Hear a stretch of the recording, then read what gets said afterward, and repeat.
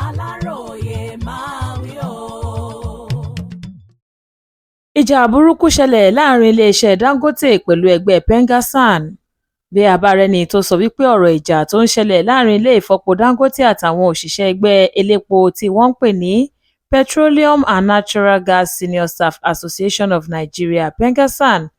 máa tó dópin láìpẹ́ yìí, tọ̀hún kàn ń tan ara rẹ̀ jẹ ni, nítorí pé ọjọ́ àbámẹ́ta sátidé ọjọ́ 26 oṣù kẹsàn-án ọdún yìí ni Pengassan sọ fáwọn ọmọ ẹgbẹ́ wọn gbogbo pé kí wọ́n daṣẹ́ sílẹ̀ nítorí tí wọ́n fi ẹ̀sùn kan ilé ìfọpo Dangote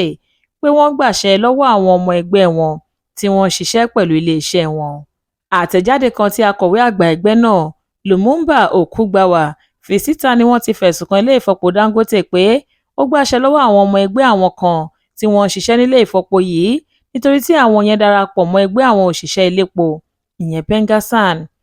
Ẹgbẹ́ náà láwọn kò ní fọwọ́ yẹpẹrẹ mú ọ̀rọ̀ ọ̀hún rárá ni, nítorí pé ìwà ìdúnkòokò mọ́ òṣìṣẹ́ ni ohun tí ilé ìfọpo Dangote ṣe yìí tí kò sì dáa, nítorí pé gbogbo òṣìṣẹ́ ló lẹ́tọ̀ọ́ lábẹ́ òfin orílẹ̀-èdè yìí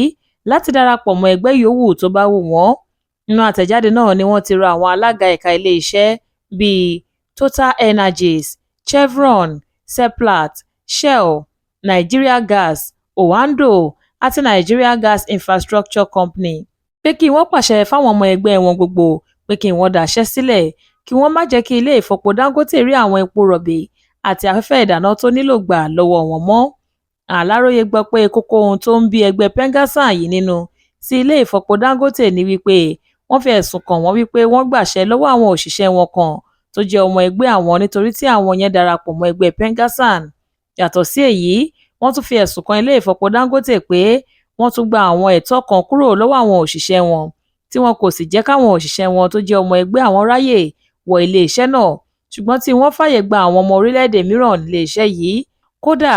ẹgbẹ́ Pengassan láwọn máa ya wọ ilé ìfọpo náà láti fọwọ́ líle mú àwọn òṣìṣẹ́ táwọn bá rí wípé wọ́n ń ṣiṣẹ́ lọ́wọ́ nítorí pé ó yẹ káwọn náà tẹ̀lé àṣẹ táwọn pa ni. Àmọ́ ṣá o,